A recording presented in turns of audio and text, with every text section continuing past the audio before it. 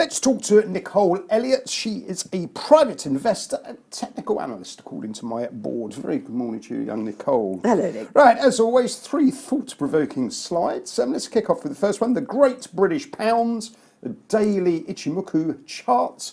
Bank of England Day. Would you like to be in Mr. Carney's seat? Well, I think we could find a better replacement, actually, somebody with a bit more talent and tact and know-how, really. So, I will swap places with him. All right. But we take his salary, right? And for me personally, I want to be able to do a London Marathon in 3.5 hours, which is another story. Well, we can work on that one. We can work on that one, right? Nick. Yeah. What it is, we've got the MPC decision today and the quarterly inflation result. We don't expect anything there, but the weird thing is that the Bank of England has done nothing but threaten to raise rates, mirroring, as they have agreed, they are using the futures interest rate curve to decide where rates should be. I mean, talk about giving sackloads of money to commercial bankers, hey? Yep. If you're going to copy them, they tell you what to do, and then you do it later, and then they've cashed in because they've been front-running the whole thing. Good move, yeah? Good move. Anyway, don't expect anything from the Bank of England. The quarterly report will, of course... So no rate hike? No. Okay. But what I'm really wanting to point out here is this sudden slide in the value of the pound. We got up to almost $1.44, where we were earlier this year. So we've got a potential sort of double top thing there. Yep.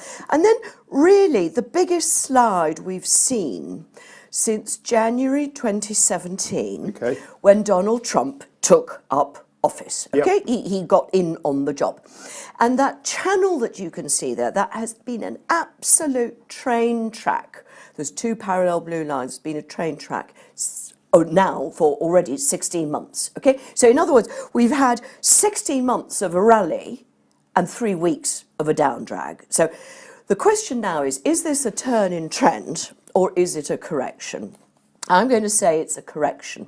And the reason for that is that we've retraced a Fibonacci 38%. Okay. The difference in the time scale between the channel bullish move and the recent downdraft is very significant. Yesterday we've had a little dragonfly doji, that's that little straight one with the open and close at the same level, mirroring the one the day before against this retracement. So in fact, the 4th week of US dollar strength has not followed through the previous 3. And I'm looking for an intermediate base to form. And then we'll start creeping our way slowly back up. Not booming, okay? The pound cannot boom because we've got Brexit ahead of us all the time. All bad news will be blamed on Brexit. All good news will be blamed on some sort of anomaly or things like that. Okay, so that dragonfly doji is suggesting that the selling at this point is drying up, doesn't it? That's according to the textbooks. Correct, absolutely. Okay, so that's not a reason to suddenly go... Exactly. Now the buyers and sellers are evenly matched. Equilibrium. Yeah. Okay, yeah. So we're not saying this is out-and-out reversal of the trend. We're saying the selling is drying up and you should get some counteractive move. Okay, let's move on to our next chart, the Swissy. Now, I don't think you have to be qualified in technical analyses to work out that that is a very strong trend. A stonking trend, I call it. That's again a daily chart.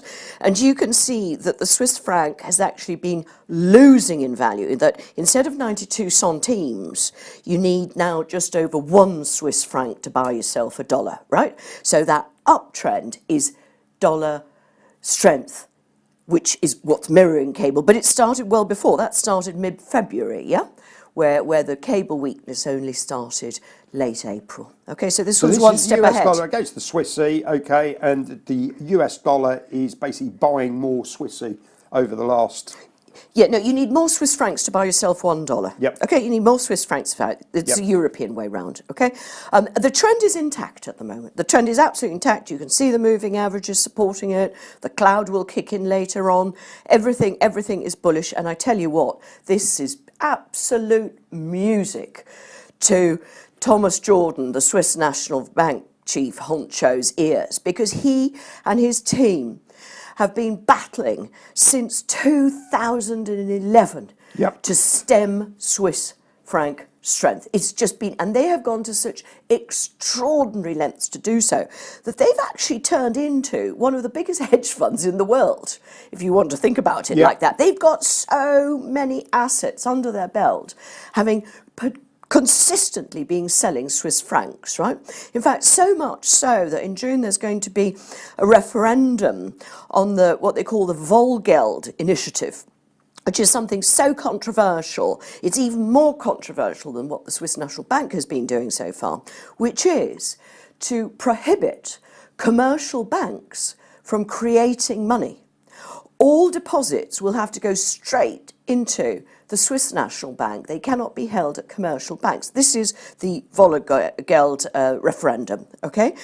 I mean, this takes banking back to the Middle Ages. Right. I mean, this is just so.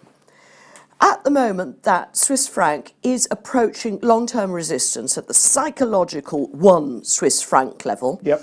And just above that is 1.02 Swiss francs. So while there might be a little bit more in this bullish trend for the US dollar, I think it's about to peter out soon. Not reverse dramatically, just sort of peter out. Okay. Right, let's wrap up with a third slide, the Turkish lira. Obviously, there's an election coming up and trouble ahead. And President Erdogan arrives in Britain on Sunday for a 3-day visit too. He's got rather a lot on his plate because last night he had an emergency meeting with his economic advisors to try to see what to do to stem lira weakness and rising inflation. They're both linked, right? If you've got inflation running, core inflation running at 12.25%, they put up the interest rates already. Their late liquidity money is 13.5%. To reflect that problem with inflation, but it does really hit the currency. This week it hit its weakest ever at 4.4.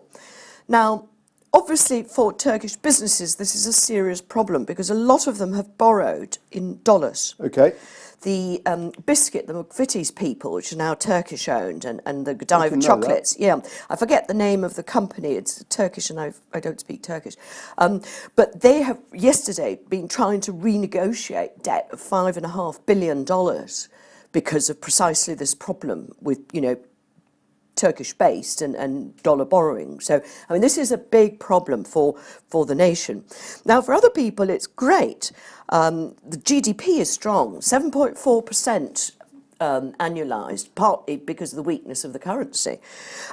Tourism is up 35% in April. That was my next question. Yeah, you can see where I'm coming from, yeah? And so, while it's very unfortunate for Turkish people, there are certain assets that will keep up with this depreciation.